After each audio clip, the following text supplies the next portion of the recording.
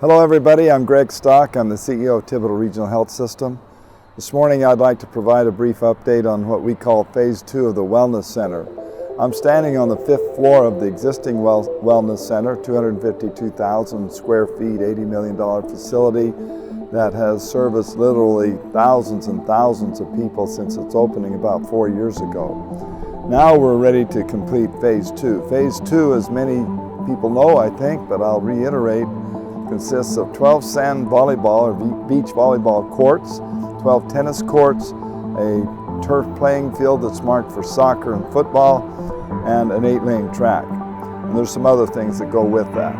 But we're on a schedule now to open the facility around the 1st of May. We're closing in on some of the last details. Huge amount of progress has been made in spite of COVID and other challenges like that.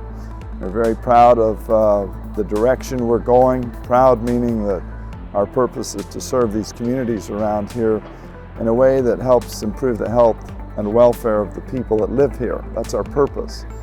And connected to that are subsets, which include sports medicine.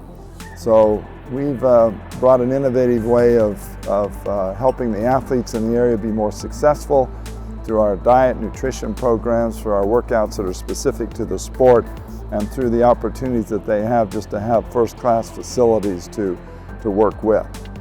We appreciate your support and are happy to provide this brief update. Thank you.